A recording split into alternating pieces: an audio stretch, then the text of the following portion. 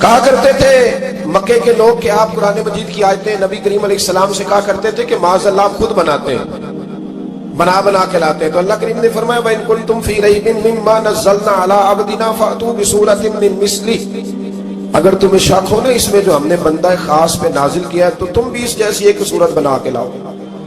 پڑھے لکھے تو تم بھی ہو نا، مکے میں تم بھی رہتے ہو، تو ایک صورت بنا کے لاؤ۔ قرآن مجید ہم سے چھینا گیا ہے سازش کے تحت، اس لیے کہ جس قوم کو قرآن آ جاتا ہے نا پھر کوئی کافر اس کا مقابلہ نہیں کر سکتا۔ لیکن نا اگر کافروں کے پاس جواب ہوتا قرآن پاک کا تو بدر اور احد میں نا کوئی آیت بنا کے لاتے قرآن کے مقابلے کی، تلواریں لے کے نہ آتے، ان کے پاس جواب ہی نہیں تھا۔ اور قیامت تک کسی کافر کے پاس قرآن مجید کا کوئی جواب، قرآن کا کوئی جواب، قسم اللہ کی جواب کوئی نہیں، قرآن اس کا کوئی جواب نہیں۔ کیا بات ہے قرآن پاک۔ وہ ایک دفعہ مسلمہ کذاب بے ایمان کہنے لگا میں نے بنا لیا ہے قرآن پاک کا جواب، معاذ اللہ۔ جواب کیا بنایا؟ وہ سورت ہے نا القاریۃ ما القاریۃ وما ادراک ما القاریۃ، کھڑکھڑانے والی کیا ہے، کھڑکھڑانے والی تمہیں کیا پتا کیا ہے کھڑکھڑی، قیامت کا ذکر ہے۔ کہنے لگا میں نے اس کی ایسی صورت بنا لیا، تو کیا بنایا؟ الفیل ملفیل وما ادراک ما الفیل۔ کہنے لگا ہاتھی، تمہیں کیا پتا کیا ہاتھی، تم کیا جانو کیا ہاتھی۔ تو پاس جو اس کے اپنے بیٹھے تھے نا چیلے، کہنے لگے چپ کر جا، سارے زمانے کو پتا ہاتھی کیا ہوتا ہے۔ تو پاگل ہے، اس کے دو کان ہوتے ہیں، ایک سونڈ ہوتی ہے، چار اس کے پیر ہوتے ہیں۔ بیوقوف آدمی قرآن کا مقابلہ کرنا ہے تو کچھ چاج کے ساتھ کر، پاگلوں کی طرح مقابلہ کرے گا، جوتے کھائے گا بھی ہمیں بھی پڑھوائے گا۔ تو قرآن مجید کا کوئی مقابلہ کر سکا؟ تو اس آیت مبارکہ میں اللہ نے کافروں کو یہ کہا اگر مقابلہ نہیں کر سکتے تو پھر اللہ سے ڈرو، ورنہ دوزخ میں ڈالے جاؤ گے، وہ جس کا ایندھن آدمی اور پتھر ہے، اور بنائی بھی کافروں کے لیے گئی ہے۔ وَعِدَّتْ لِلْكَافِرِينَ، جہنم کس کے لیے بنائی گئی ہے؟ کافروں اور منافقوں کے لیے۔ مسلمانوں کے لیے بنائی گئی، مسلمان مرضی سے چھلانے لگائیں تو ان کی موج ہے، ورنہ ان کے لیے جہنم، ان کے لیے اللہ نے جنت بنائی ہے۔ اور یہ بات کرتے ہی رب کریم نے فرمایا اے محبوب علیہ السلام مومنوں کو خوشخبری دے دے کہ اللہ نے ان کے لیے جنت بنائی ہے، اس میں باغات ہیں، انہیں رزق دیا جائے گا کھانے کے لیے، اور اس میں انہیں پاکیزہ بیویاں دی جائیں گی، اور پھر وہ اس میں ہمیشہ رہیں گے، انہیں اس سے نکالا نہیں جائے گا۔ آگے جو آیات کریمہ ہے نا اس کے اندر اللہ تبارک و تعالیٰ نے فرمایا ہے کہ اللہ حیا نہیں کرتا سمجھانے کے لیے مچھر کی مثال بھی دینی پڑے گی۔ فرمایا قرآن سے کچھ لوگ ہدایت حاصل کرتے ہیں، کچھ گمراہ ہو جاتے ہیں۔ جب لوگ اپنی مرضی کی تشریحات چاہتے ہیں تو گمراہ ہوتے ہیں، اور جب قرآن کو رسول اللہ صلی اللہ علیہ وسلم اور امت مسلمہ کی تشریحات کی روشنی میں سمجھتے ہیں تو پھر اللہ ہدایت عطا فرماتا ہے۔ پھر اللہ تبارک و تعالیٰ نے آگے ارشاد فرمایا حضرت آدم کی پیدائش کا واقعہ۔ مفسرین نے لکھا اللہ نے مشورہ کیا تھا فرشتوں سے وَإِذْ قَالَ رَبُّكَ لِلْمَلَائِكَةِ إِنِّي جَاعِلٌ فِي الْأَرْضِ خَلِيفَةً، لیکن کچھ مفسرین کہتے ہیں کہ اللہ کو ضرورت نہیں فرشتوں سے مشورہ کرنے کی، اللہ نے فرشتوں سے مشورہ نہیں کیا بلکہ رب نے انہیں آگاہ فرمایا تھا کہ میں لگا ہوں زمین پہ اپنا نائب بنانے، میں خلافت دینے لگا ہوں زمین پہ۔ اب یہ تو دینے والی کی مرضی ہے نا اس نے کس کو دینی ہے، یہ تو دینے والے کی مرضی ہے نا اس نے۔ تو کچھ لوگ کہتے ہیں کہ دینے والے سے زیادہ ہمیں پتہ ہے۔ تو فرشتوں کو بھی یہ اجتہادی خطا ہو گئی، کہنے لگے یا اللہ اسے نہ بنانا، یہ فساد کرے گا، یہ خون ریزیاں کرے گا۔ تو اللہ نے فرمایا جو میں جانتا ہوں وہ تم، اللہ اکبر۔ امام راضی فرماتے ہیں جب رمضان آتا ہے تو اللہ فرشتوں سے کہتا ہے ذرا یہ کھول کے دروازے دیکھو نا یہ زمین پہ کیا کر رہے ہیں، تم تو کہتے تھے فساد کریں گے اور یہ سارے تراویح پڑھ رہے ہیں، تم تو گویا کہتے تھے فساد کریں گے اور یہ تو دیکھو گویا رمضان کے روزے رکھ رہے ہیں، یہ تو میری یاد میں نکلے ہوئے، تم کچھ کہتے تھے اور دیکھو میں نے تمہیں کہا تھا نا جو میں جانتا ہوں وہ تم۔ اللہ نے پھر حضرت آدم علیہ السلام کو تمام زمانے کے علوم عطا کیے، علم سکھا لیا۔ تو فرشتوں سے کہا تم بھی ان چیزوں کے نام بتاؤ، تو وہ بتا سکے نہیں۔ اللہ نے فرمایا اب اس طرح کرو آدم کو سجدہ کرو، سب نے سجدہ کیا سوائے وہ۔ کہنے لگا یا اللہ صرف تجھے ہی کرنا ہے، کرنا بھی صرف اللہ کو چاہیے، پر رب کے آگے بھی جھکنا چاہیے، اور جس کے سامنے رب جھکائے نا وہاں بھی۔ اور یہ جو عاجزی ہے نا، یہ جو جھکنا ہے یہ علم کے آگے ہے۔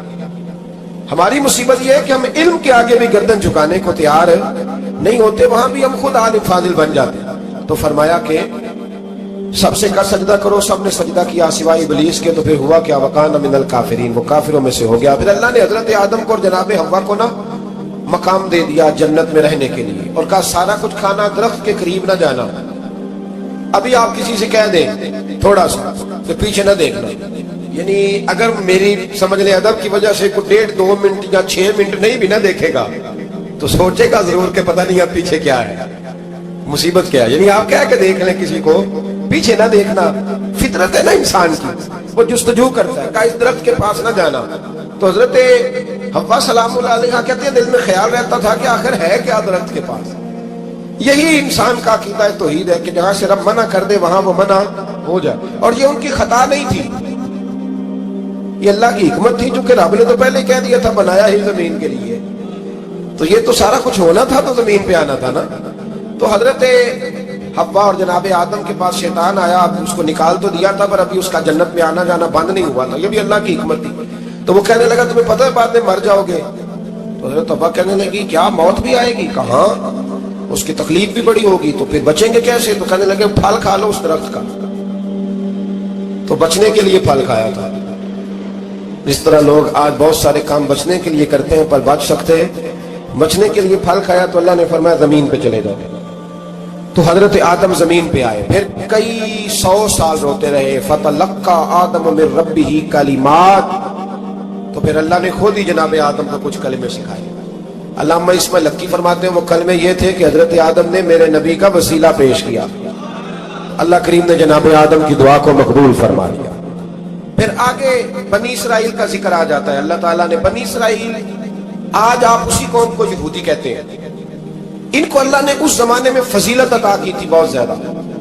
تو عرب کے اندر جب نبی پاک علیہ السلام نے اعلان نبوت کیا تو کچھ لوگوں نے یہ کہہ دیا کہ اگر یہ یہودی کلمہ پڑھ لیں گے تو ہم بھی پڑھ لیں گے، تو پھر اللہ نے انہیں یاد کرایا کہ تم اصل میں کیا ہو، تمہیں کلمہ پڑھنا چاہیے۔ تو اہل یہود کا تذکرہ کرتے کرتے رب کریم نے ایک بات یہ بھی ارشاد فرمائی کہ تم لوگوں کو تو کہتے رہے ہو کہ وہ نبی آنے والے ہیں، وہ نبی آنے والے ہیں، اور جب آ گئے ہیں تو ماننے کو تیار نہیں ہو۔ تو فرمایا تأمرون الناس بالبر وتنسون انفسکم وانتم تتلون الکتاب، لوگوں کو بھلائی کا حکم دیتے ہو اور اپنے آپ کو بھول جاتے ہو، افلا تعقلون، تمہیں عقل نہیں؟ پھر اللہ نے انہیں یہ بھی یاد کرایا کہ یاد کرو وہ زمانہ کہ جب فرعون نے خواب دیکھ لیا تھا کہ کوئی بچہ اس کی سلطنت کو تباہ کرے گا، تو پھر اس نے تمہارے بچوں کو ذبح کرانا شروع کیا اور تمہاری بیٹیوں کو چھوڑتا تھا۔ فرمایا یہ بھی تو تم نے دیکھا، میں نے تمہیں پھر تم سے کہا جہاد کرو قوم عمالقہ کے خلاف، تو مقام طیہ میں جا کے یہ لوگ کہنے لگے ہم سے جہاد نہیں ہوتا، اللہ نے انہیں ایک میدان میں قید کر دیا۔ بڑی دلچسپ بات، قید تو لوگ ہوتے ہیں نا چار دیواری میں، تو اللہ نے بنی اسرائیل والوں کو جب انہوں نے کہا جہاد نہیں کریں گے تو اللہ نے میدان میں قید کر دیا۔ میدان میں، یہ یاد رکھیں، جب انسان اللہ کی نافرمانی کرتا ہے تو اسے ایسی قید ملتی ہے جس کا اس نے تصور بھی نہیں کیا ہوتا۔ ایک میدان ہے مقام طیہ، قید ہو گئے، سارا دن سفر کرتے تھے، سارا دن، تو رات کو تھک کے سوتے تھے، صبح اٹھتے تھے نا جب تو وہیں ہوتے تھے جہاں کل صبح چلے تھے۔ تو رب جب کسی کو قیدی بناتا ہے تو اسے زنجیروں کی، سلاخوں کی ضرورت، دعا فرمائے اللہ تبارک و تعالی غموں سے نجات عطا فرمائے، یہ دعا فرمائے، ایسی قید دیتا ہے کہ جس سے پھر چھٹکارا ہو سکتا۔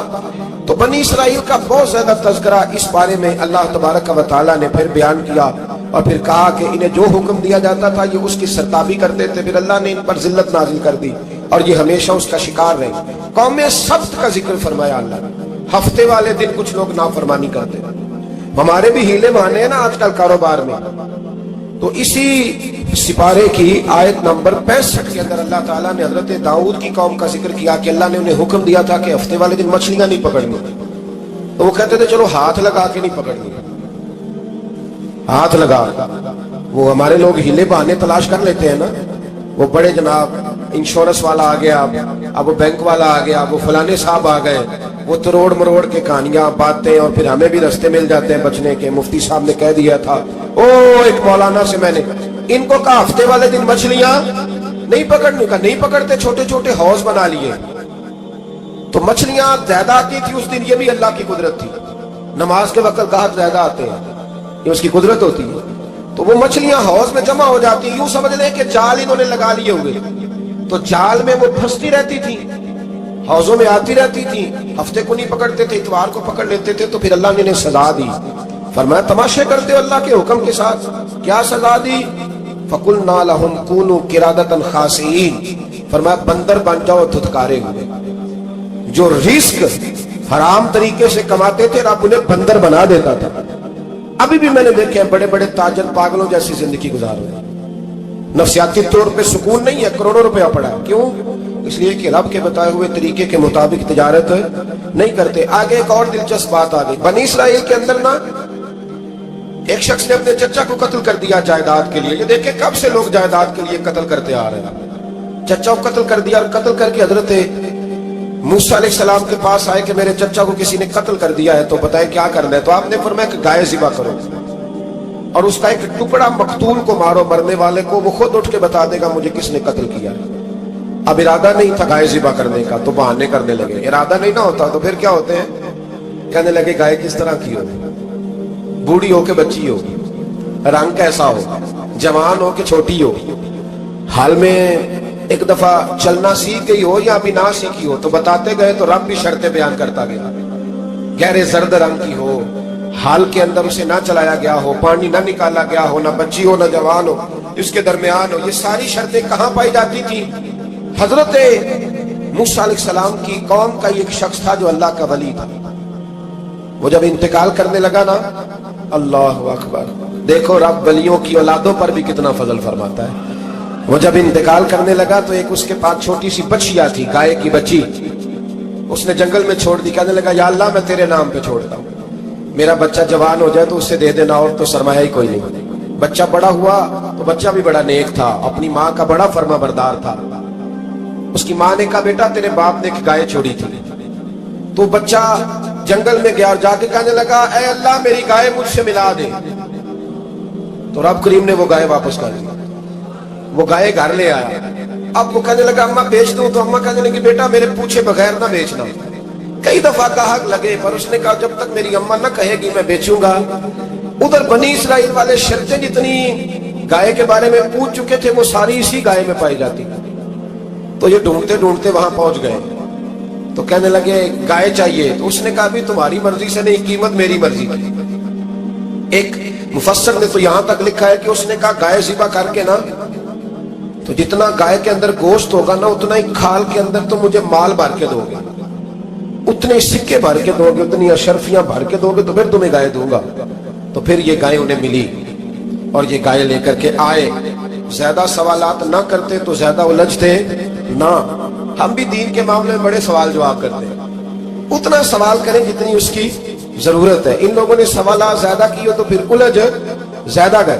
تو میرے بھائی اس کا ذکر بھی اللہ تبارک و تعالیٰ نے پہلے پارے کے اندر بیان فرمایا۔ پھر اللہ کریم نے فرمایا کہ کچھ ایسے لوگ بھی ہیں یہودیوں میں سے جن کا دعویٰ ہو گیا ہے کہ ہم اللہ کے بڑے پیارے ہیں۔ فرمایا یہ صرف ان کے منہ کی باتیں ہیں، یہ تو قیامت میں پتہ چلے گا نا کہ اللہ کا پیار کس کے ساتھ زیادہ ہے۔ اور پھر یہ بھی یہودیوں نے دعویٰ کیا ہے، اسی پارے میں اللہ فرماتے ہیں کہ ان کا دعویٰ ہے کہ ہم اللہ کے بڑے پیارے ہیں، جنت میں ہم ہی جائیں گے۔ تو اللہ فرماتے ہیں پھر مرنے کی دعا تو کرو، جنت میں تو مر کے جانا ہے نا۔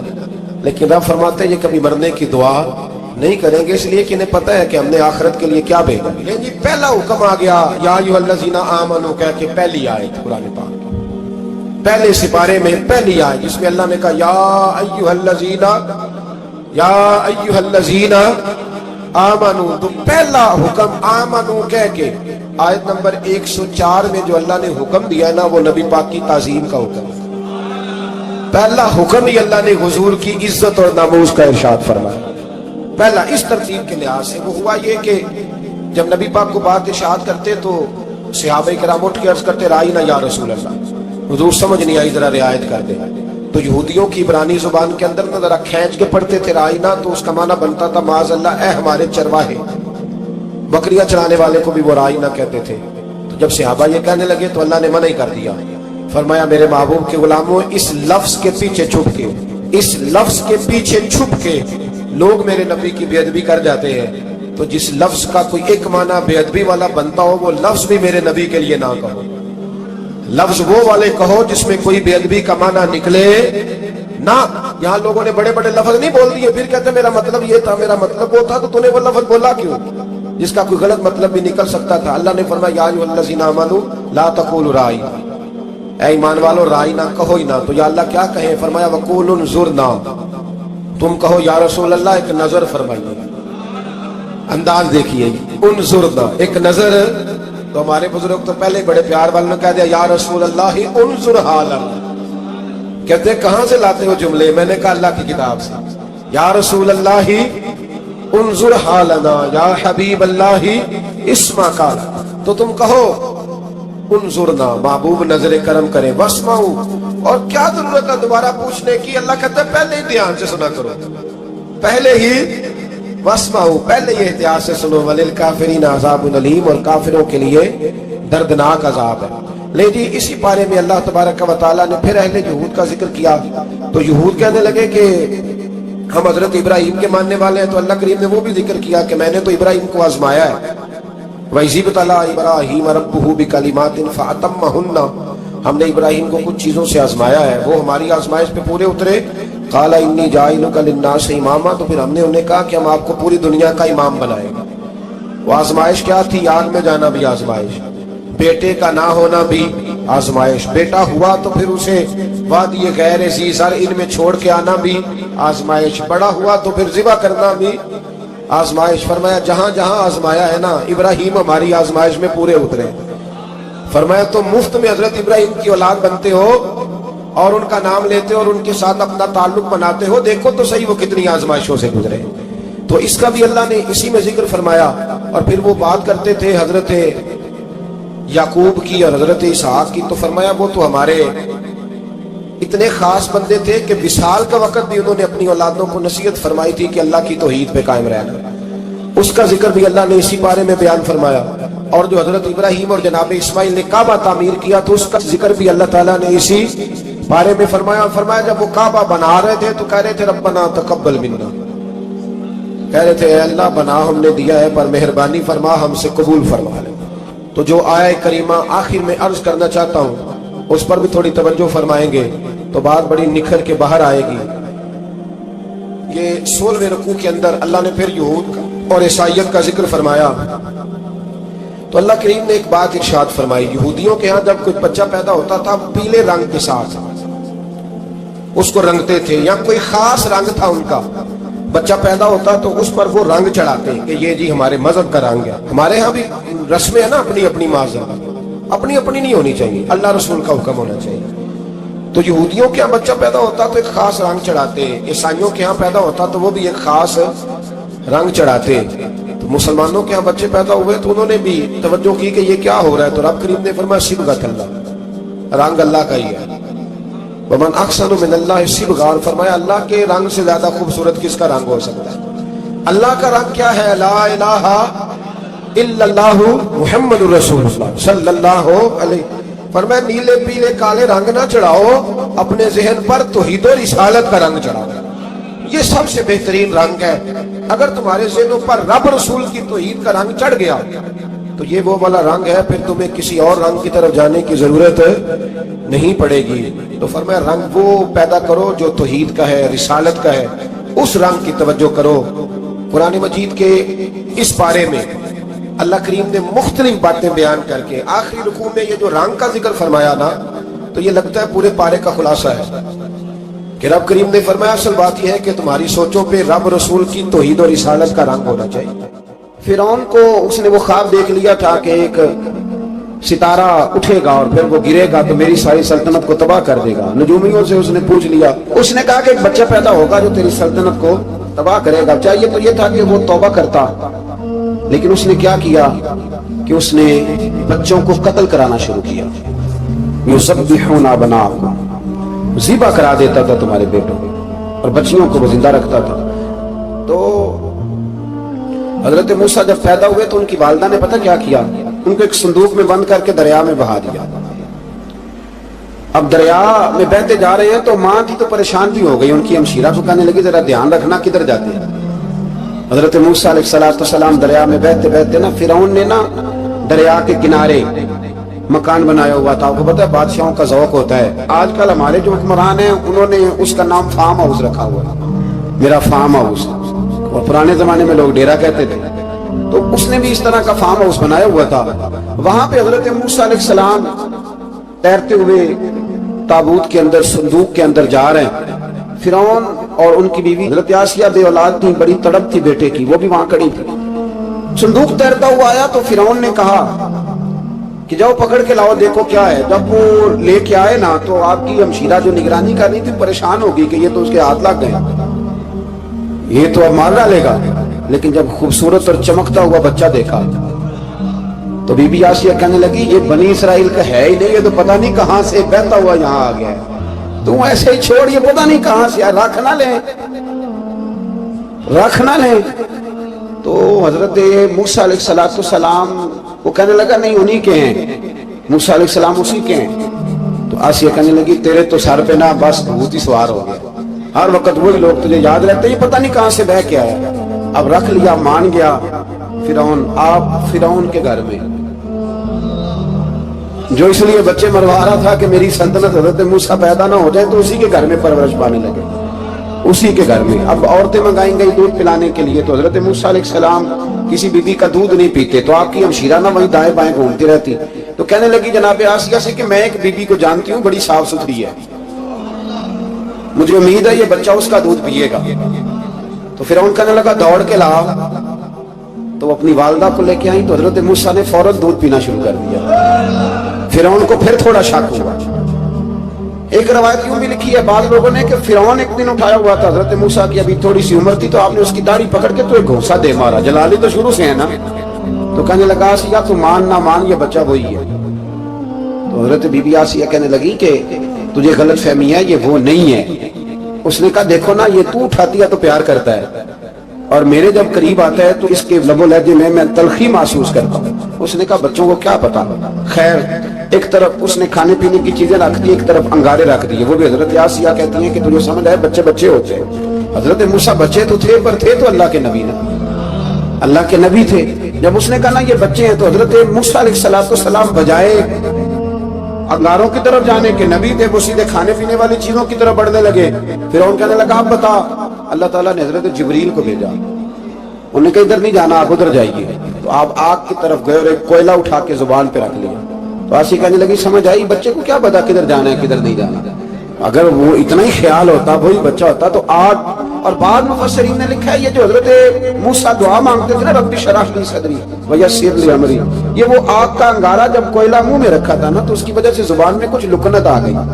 تو آپ دعا کرتے تھے کہ یا اللہ میری زبان کی وہ بند گرا کھول دے, تاکہ میں کھل کے فرعون کے سامنے بات کر سکوں. وہی حضرت موسیٰ پلنے لگے, وہیں پلے, وہیں جوان ہوئے, وہی اللہ نے ساری دولتیں دی, بہن بھی ملی, ماں بھی ملی, اور سارے عزیزوں کا پیار بھی ملا. اسی گھر کے اندر اللہ نے پرورش کر کے فرعون کے ظلم سے بنی اسرائیل کو نجات عطا فرمائی. موسیٰ بھی فرعون کے گھر میں پلنے لگے, اور جب جوان ہو گئے تو فرعون کے ہاں جو ظلم ہوتا تھا حضرت موسیٰ اس پر بول پڑتے تھے, جلال فرماتے. تو فرعون پھر ناراض رہنے لگا, یہاں تک کہ اس نے آپ کو نکال دیا, آپ تشریف لے گئے وہاں سے. تو حضرت موسیٰ ایک دن شام کے وقت دوبارہ آئے بستی میں, لوگ سوئے ہوئے تھے. تو دو آدمی, ایک بنی اسرائیل میں سے اور ایک فرعون کی اپنی قوم میں سے, وہ دونوں آپس میں جھگڑ رہے تھے. لیکن وہ جو حضرت موسیٰ کی بنی اسرائیل کی قوم کا شخص تھا, اس پر وہ قبطی, وہ جو فرعون کے قریبی لوگوں میں سے تھا, وہ ظلم کر رہا تھا اور بودھ اٹھانے کی بات کر رہا تھا. اب اس نے حضرت موسیٰ کو پکارا کہ وہ دیکھے میرے ساتھ کس طرح کی بات کر رہا ہے. تو حضرت موسیٰ کا ارادہ بھی نہیں تھا, آپ نے بس اس کو سمجھایا, پر کچھ لوگوں کو سمجھ. تو حضرت موسیٰ نے پھر ایک مکہ مارا, ایک گھونسا مارا, صرف ایک ہی. یہ کئی تگڑے اور دلیر اس طرح کے بھی ہوتے ہیں کہ گھونسا ایک بھی برداشت نہیں کرتے. وہ ایک مارا, آدمی دھڑام سے زمین پہ گرا, ماری گیا. حضرت موسیٰ کا ارادہ نہیں تھا لیکن وہ مر گیا. حضرت موسیٰ علیہ السلام نے اس بات پر اپنے رب سے استغفار بھی فرمائی. قرآن کہتا ہے کہ انہوں نے معافی چاہی کہ اللہ میرا ارادہ نہیں تھا. بہرحال اگلے دن نا حضرت موسیٰ دوبارہ آئے. وہ سنا کرتے تھے نا کہ بیوقوف دوست سے عقل مند دشمن بہتر ہوتا ہے. وہ کم از کم دشمنی تو عقل مندی سے کرتا ہے نا, لیکن جو بیوقوف دوست ہو بیوقوف. حضرت موسیٰ دوبارہ آئے تو وہ بنی اسرائیلی اگلے دن کسی اور سے جھگڑا کر رہا تھا. پھر اس نے مدد کے لیے پکارا تو حضرت موسیٰ کہنے لگے مجھے لگتا یہ ہے کہ تیری عادت ہے, خود بڑا جھگڑالو ہے, تو نے روز نیا جھگڑا شروع کیا ہوتا ہے. حضرت موسیٰ جب اس کی طرف بڑے نہ ڈانٹنے کے لیے تو اس نے شور کرنا شروع کر دیا, کہنے لگتا ہے جس طرح آپ نے اسے کل قتل کیا تھا مجھے بھی قتل ہی کریں گے. یہ انسانوں کا مزاج ہے کہ آپ جب تک کسی کے طبیعت کے مطابق چلیں گے وہ راضی رہتا ہے، اور ذرا آپ اس کی طبیعت سے ہٹتے ہیں تو وہ شور کرتا ہے۔ اس نے کہا جی آپ مجھے بھی لگتا ہے ماریں گے۔ حضرت موسیٰ کلیم اللہ علی نبینا علیہ الصلوۃ والسلام کے بارے میں جب اس نے شور کیا تو بات بھی فرعون کے دربار تک گئی۔ وہ تو پہلے ہی بہانہ تلاش کر رہا تھا۔ اس نے کہا ڈھونڈو، پکڑو اور معاذ اللہ شہید کریں گے۔ کسی نے آپ کو خبر دی کہ آپ جہاں سے ہجرت کر جائیں، اس لیے کہ آپ کے لیے یہاں حالات درست، اور بھائی یہ چھوڑ دیا کریں بات کہ فلاں آدمی کے حق میں فلاں جگہ حالات کیسے خراب ہوئے تو نبی کریم علیہ السلام مکہ چھوڑ کے کیوں آئے؟ حضرت موسیٰ علیہ السلام نے ہجرت کیوں فرمائی؟ یہ ایک ایسی عجیب بحث ہے جس کو لوگ بلا وجہ چھوڑ دیتے، بلا وجہ چھیڑ دیتے ہیں۔ اور بالخصوص ایک خاتون نے ایک دفعہ مجھے پیغام دیا تو میں بڑی اس کی بات سن کے مجھے عجیب لگا۔ وہ کہنے لگی کہ دوسری جگہ میری شادی ہوئی ہے، مجھے طلاق ہو گئی تھی، تو مجھے ایک تانا روز سننے کو ملتا ہے تو اتنی اچھی ہوتی تو وہاں نہ رہ لیتی۔ تو بھئی یہ کوئی تانے والی بات ہے؟ کوئی ضروری ہے کہ بیوی غلط ہوتی ہے تو طلاق ہوتی ہے؟ اللہ کے محبوب علیہ السلام کی 2 صاحبزادیوں کو ابو لہب کے 2 بیٹوں نے طلاق بھیج دی تھی، کس کی غلطی تھی؟ تو آپ کیا کہہ سکتے ہیں یہاں کیوں طلاق؟ تو اتنی جلدی بات تھوڑی کر دیں گے آپ، تھوڑی احتیاط فرمائیں بولنے۔ تو حضرت موسیٰ علیہ السلام وہاں سے نکلے اور آپ مادین کی طرف چلے گئے۔ مادین وہ علاقہ تھا جہاں فرعون کی حکومت کوئی نہیں تھی۔ حضرت موسیٰ جیسے وہاں پہنچے تو ان کے اندر ایک جذبہ تھا، ظلم ہوتا نہیں دیکھ سکتے تھے۔ جب وہاں پہنچے تو انہوں نے دیکھا لوگ اپنے اپنے جانوروں کو گھاٹ پہ پانی پلا رہے ہیں، اور 2 خواتین ہیں وہ بالکل پیچھے کھڑی ہیں۔ تو حضرت موسیٰ کلیم آگے بڑھ کے کہنے لگے تم کیوں نہیں پانی پلاتی؟ تو وہ کہنے لگی ہمارا بھائی کوئی نہیں، باپ ہمارا بوڑھا ہے۔ اللہ اکبر۔ مجبوری یہ ہے، ہم ہیں بھی پردہ دار گھرانے کی، مجبوری ہماری یہ ہے کہ جب تک یہ سارے لوگ پانی پلا نہیں لیں گے اتنی دیر تک ہماری باری نہیں آئے گی۔ تو حضرت موسیٰ کلیم اللہ علیہ السلام فرمانے لگے اچھا یہ بات ہے تو جانور مجھے دو۔ وہ ہو یہ رہا تھا کہ چونکہ مرد پانی پلا رہے تھے اور جتنے بھی مرد آتے جاتے تھے وہ گھستے جاتے تھے اور عورتیں بیچاری کھڑی تھی۔ حضرت موسیٰ جھٹ سے آگے بڑھ گئے، پیچھے ہٹو۔ ان 2 خواتین پاک باز عورتوں کے جانوروں کو پانی پلایا اور پھر آپ دوبارہ وہیں بیٹھ گئے۔ وہ بیویاں جلدی جلدی گھر گئیں، جا کے اپنے والد سے کہنے لگی ابا جی کمال ہو گیا، اس بستی میں ایک ایسا آدمی ملا ہے جو عورتوں کی طرف دیکھتا ہے تو نیکی کرنے کے لیے آگے بڑھتا ہے، جو مجبور اور بے کس کے لیے اچھے جذبات رکھتا ہے۔ فرمایا جلدی لاؤ۔ کچھ مفسرین اور طرف بھی گئے ہیں لیکن جمہور نے لکھا ہے کہ وہ حضرت شعیب علیہ السلام تھا۔ حضرت شعیب نے گھر بلایا، اپنی ایک بیٹی کو بھیجا، فرمایا بیٹے بلا کے لاؤ۔ وہ جب گھر آئے تو آپ فرمانے لگے آپ میرے ساتھ اجرت طے کر لیں، 8 سال یا 10 سال آپ میری بکریوں کو چرائیں، میرے گھر میں رہیں۔ اور پھر فوراً ہی فرمانے لگے اگر آپ ہمارے گھر میں رہیں گے دیکھ بھال کریں گے تو میں اپنی ایک بیٹی کا نکاح بھی آپ کے ساتھ کر دوں گا۔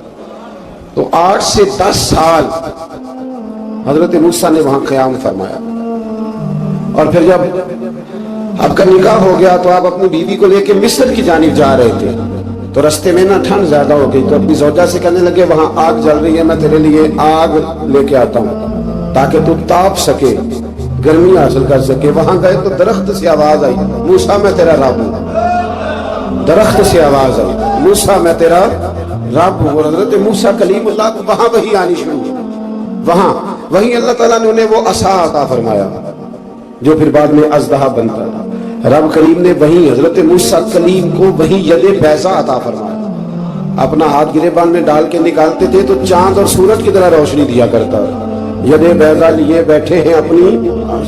میں کبھی کبھی کہا کرتا ہوں کہ مولا کے دینے کے انداز بڑے انوکھے ہیں۔ بھائی یوسف کو کنویں میں پھینکتے تو اللہ مصر کا حکمران بنا دیتا۔ تو پھر حضرت موسیٰ وہاں سے واپس آئے اور آ کر کے آپ نے دوبارہ وہ سارا نظام زندگی شروع فرمایا۔ موسیٰ علیہ السلام نے ان کو دعوت حق دی اور کہا کہ میں تمہارے پاس واضح نشانیاں لایا ہوں، بنی اسرائیل کو میرے ساتھ بھیج دو۔ فرعون نے معجزات پیش کرنے کے لیے کہا تو حضرت موسیٰ علیہ السلام نے اپنا عصا زمین پہ ڈالا، اپنا عصا اپنی چھڑی اپنا ڈنڈا زمین پہ ڈالا تو وہ ایک واضح اژدہا بن گیا۔ پھر حضرت سیدنا موسیٰ علیہ السلام نے اپنا ہاتھ گریبان سے نکالا تو وہ دیکھنے والوں کے لیے روشن ہو گیا، ہاتھ کے اندر نور پیدا ہو گیا۔ ید بیضا لیے بیٹھے ہیں اپنی آستینوں میں۔ فرعون کے سرداروں نے حق کو قبول کرنے کی بجائے اسے جادو قرار دے دیا اور کہا کہ یہ تمہیں اپنے ملک سے نکالنا چاہتا ہے۔ انہوں نے کہا اس معاملے کو ذرا ڈھیل دو اور جادوگروں کو جمع کرو۔ जादूगर आए, उन्होंने फिरौन से कहा कि हम हजरत मूसा के मुकाबले में जादू तो दिखाएंगे माज़ अल्लाह, लेकिन अगर हम गालिब आ गए तो फिर हमारा इनाम क्या होगा? सौदा पहले तय कर रहे हैं, क्या इनाम मिलेगा? उसने कहा कि अगर तुम गालिब आ गए तो मैं तुम्हें अपना करीबी बना लूंगा। बादशाहों का करीबी होना भी तो बड़ी बात है ना, लोग बड़े पापड़ बेलते हैं करीबी होने के लिए। और ये जो करीबी होते हैं ना, बिलखुसूस जो बादशाहों के करीबी होते हैं, बादशाहों की तबाही का सबब भी यही लोग ही बनते हैं। ये उनको रोज खबर देते हैं कि सब अच्छा है, सब अच्छा है। और दुनिया के ज्यादातर हुक्मरान इन्हीं लोगों की वजह से तबाह होते हैं, क्योंकि उनका खुद अवाम से राब्ता नहीं रहता। अगर वो खुद अवाम के साथ डायरेक्ट राब्ता करें तो शायद उन्हें अच्छी और साफ सुथरी चीजें समझने को मिल जाए। खैर, जादूगरों ने जब कहा हमें क्या दोगे, तो उसने कहा तुम्हें करीबी बना लूंगा। जादूगरों ने मूसा अलैहिस्सलाम से कहा कि आप पहल करेंगे या हम पहल करें? तो मूसा अलैहिस्सलाम ने कहा तुम पहल करो। जब जादूगरों ने अपनी रस्सियां जमीन पर डाली तो लोगों की निगाहों को सहर ज़दा कर दिया, जादू कर दिया और उन्हें डरवा दिया। उन्होंने कहा ये तो बड़ा जादू ले आए। तो अल्लाह ताला ने हजरत मूसा अलैहिस्सलाम को हुक्म दिया कि आप भी अपना आसा जमीन पर डालें। उनकी रस्सियां सांप बन गई थी ना, दरअसल वो सांप बनी नहीं थी, लोगों की आंखों पर जादू हो गया था, उन्हें सांप नजर आ रहा था। फरमाया आप भी अपना आसा जमीन पर डालें। वो आसा सांप बना और जादूगरों की सारी चीजों को निगल ही गया। उनकी बहुत सारी रस्सियां सांप बनी थी, इनका एक ही आसा सांप बना और सबको निगल गया। इस तरह के मोजरे की हकानियत और जादूगरों का बुतलान साबित हुआ और फिरौनी रुसवा हो गए। जादूगर सजदे में गिर गए और अल्लाह पर ईमान ले आए। फिरौन ने उन्हें धमकी दी कि तुम मेरी इजाजत के बगैर ईमान ले आए हो, मैं तुम्हारे हाथ और पांव मुखालिफ से काट दूंगा, यानी उल्टा हाथ काट दूंगा, सीधा पैर काट दूंगा। मेरी बगैर इजाजत ईमान ले आए हो और तुम्हें सूली पे भी चढ़वा दूंगा। उन्होंने कहा कि ईमान लाने की पादाश में तुम हमें सदा देना चाहते हो। फिर उन्होंने अल्लाह ताला से सब्र और इस्तिकामत की दुआ की। इसके बाद फिरौन ने बनी इसराइल के बेटों को कत्ल करने की और बेटियों को जिंदा छोड़ने का हुक्म दे दिया। मूसा अलैहिस्सलाम ने कौम को सब्र की तलकीन की और कहा कि नेक अंजाम अहले तकवा के लिए। यहाँ एक लतीफ बात हमारे सूफिया ने भी लिखी है। सूफिया कहते हैं कि फिरौन ने कलमा नहीं पढ़ा और जादूगर कलमा पढ़ गए। वो किस तरह कलमा पढ़ गए? तो कहने लगे दरअसल उन्होंने आते ही हजरत मूसा का अदब बड़ा किया था।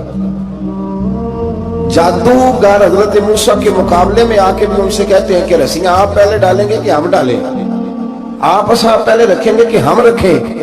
तो इतना सा अदब किया तो रब करीम ने फरमाया जो नबी का अदब करे वो बेईमान नहीं रह सकता। जो नबी का अदब करे वो बेईमान नहीं रह सकता और जो नबी की बेअदबी करे वो ईमानदार नहीं रह सकता।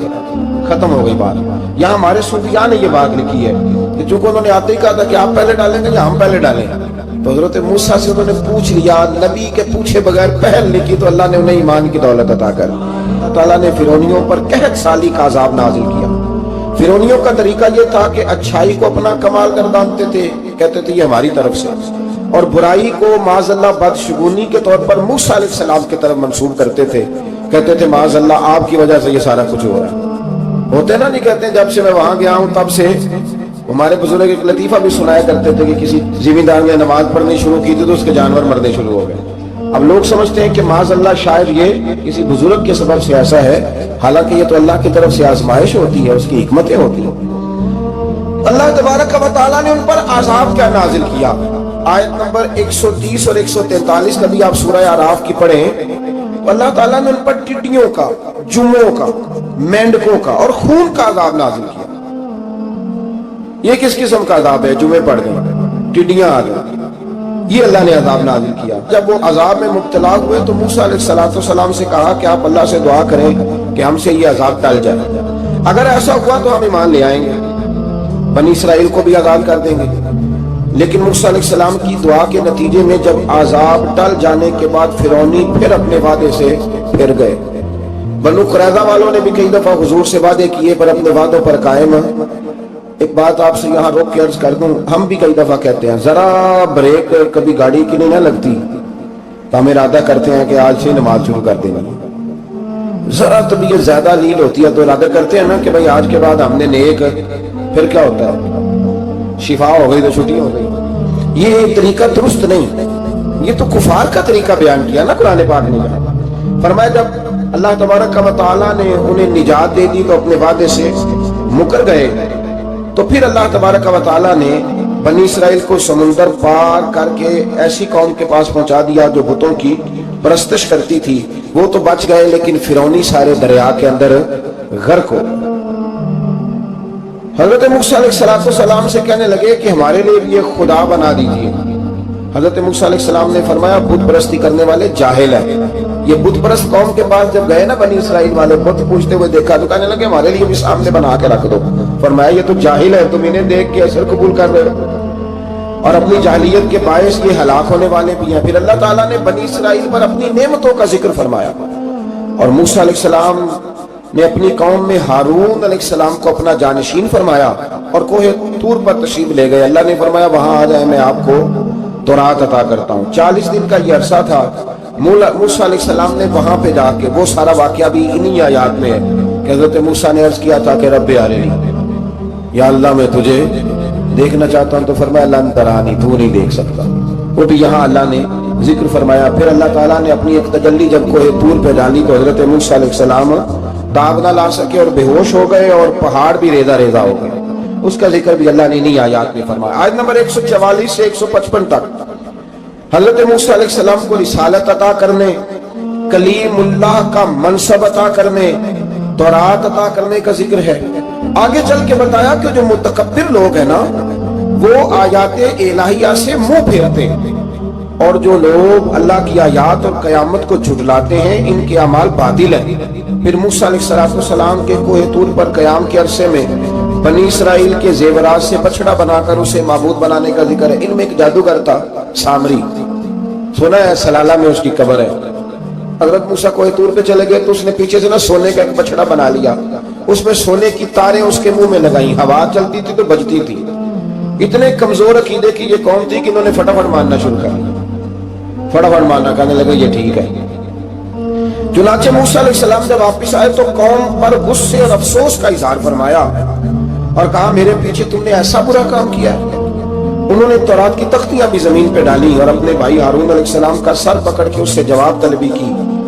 انہوں نے کہا اے میرے ماں جائے, بڑے خوبصورت لفظ ہے قرآن پاک, اے میرے ماں جائے, اے میرے بھائی, قوم نے مجھے بے بس کر دیا اور قریب تھا کہ یہ مجھے قتل بھی کر دیتے. اب آپ مجھ پر سختی کر کے دشمنوں کو ہنسنے کا موقع نہ دیں. کبھی بھی دشمنوں کو اپنے اوپر ہنسنے کا موقع نہ دینا چاہیے. پھر آیت نمبر 151 میں موسیٰ علیہ السلام کی دعا اور کلمات استغفار کا ذکر ہے. آگے چل کے بتایا کہ غصہ ٹھنڈا ہونے پر موسیٰ علیہ السلام نے تورات کی تختیوں کو اٹھایا جن کی تحریر میں اللہ سے ڈرنے والوں کے لیے ہدایت اور رحمت کی بشارت تھی. آیت نمبر 156 سے لے کر 158 تک میں موسیٰ علیہ السلام کی دعا کا ذکر ہے جس میں انہوں نے اپنی قوم کے لیے اللہ تعالیٰ سے دنیا اور آخرت کی بھلائی مانگی. اللہ تعالیٰ نے فرمایا یہ کامل نعمت میں ان لوگوں کو عطا کروں گا جو ایمان کے ساتھ تقوی بھی اختیار کریں گے, یہ انہیں ملے گی نعمت. اور پھر وہ زکوٰۃ دیں گے اور اس عظیم رسول یعنی نبی کریم صلی اللہ تعالی علیہ وآلہ وسلم کی وہ پیروی کریں گے. ایک سلطان یحییٰ نام کا بادشاہ گزرا ہے. عرب کے کچھ حصوں کا حکمران تھا تو اس کو بڑا شوق تھا لوگوں کو بانٹنے کا. دو قسم کے لوگ ہوتے ہیں نا, کچھ کو جمع کرنے کا شوق ہوتا ہے, کچھ کو شوق ہوتا ہے کوئی روٹی کھا لے. حضرت ابراہیم علیہ السلام بغیر مہمان کے کھانا, کچھ ایسے بھی ہوتے ہیں جن کے گھر بندہ چلا جائے تو پتیلی پہ ڈھکنا دے لیتے ہیں. اپنا اپنا فرق ہے نا جی, ہر آدمی کا اپنا اپنا ذوق ہے. منت کرتے ہیں کسی کی. مجھے بڑی بات پسند ہے شیخ سعدی کی, قرضے لے لے کے مہمان نوازی کرتے تھے. ایک دن سارے مقروض کٹھے ہو کے کہنے لگے بابے پیسے دے.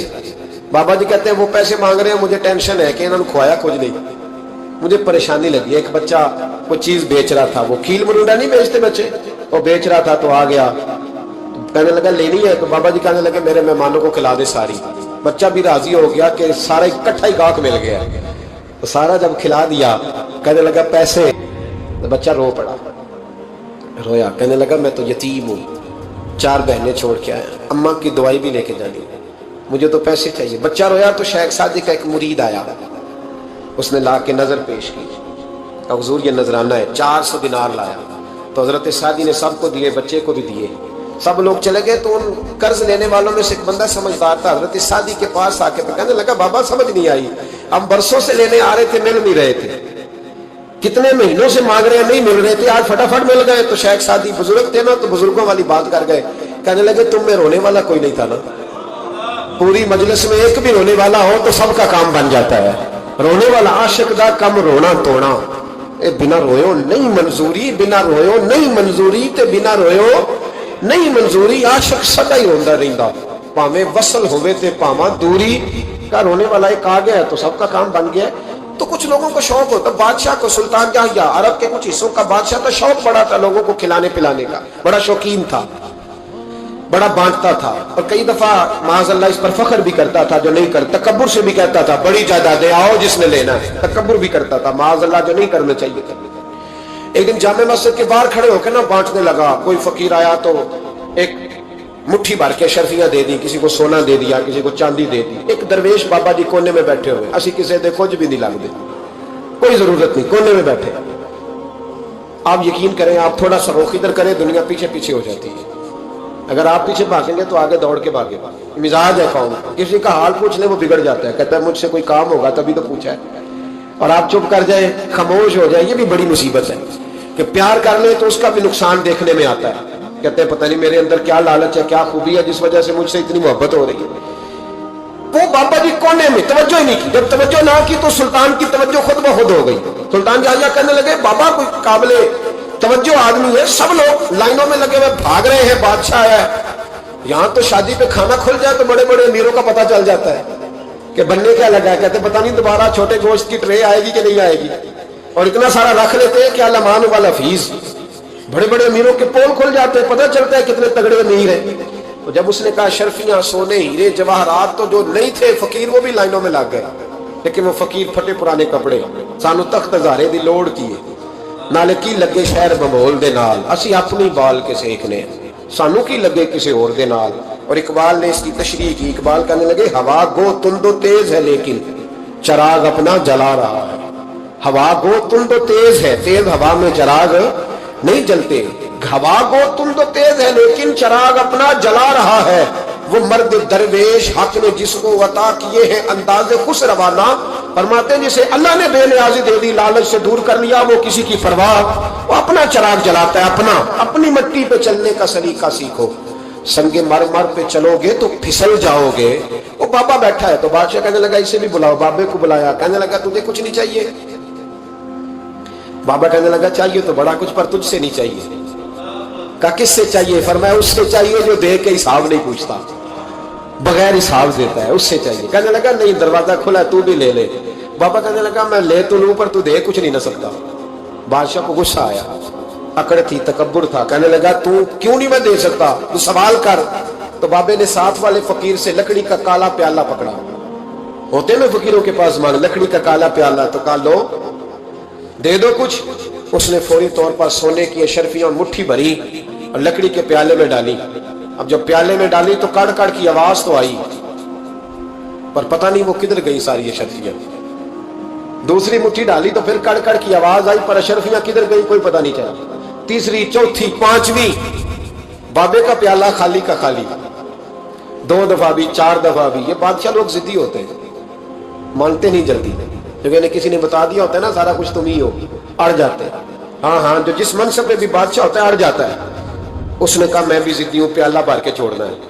ایک بوری منگا لی, دوسری منگا لی, تیسری منگا لیا. بابا خوش ہے, مطمئن ہے, چلو ڈالو, تم نے کہا تھا ملیں گی. اب وہ مٹھی ڈالتا, کبھی اشرفیاں, کبھی ہیرے, کبھی چاندی, پر پتہ نہیں کدھر جاتی. بالآخر آہستہ آہستہ بیک ہونے لگ گیا. وزیر کہنے لگا بادشاہ پیچھے سے بوریاں ختم ہو گئی ہیں, اب نہیں منگانے لگے گی, پیچھے کوئی چیز بھی نہیں, ختم ہو گیا سارا کچھ. انسان کسی کو کیا دے سکتا ہے؟ کیا ہاں وہ انسان بڑا نوازتے ہیں جن کے پاس خزانے بھی اللہ کے دیے ہوئے ہوتے ہیں, وہ نوازتے ہیں لوگوں کو, وہ نوازتے.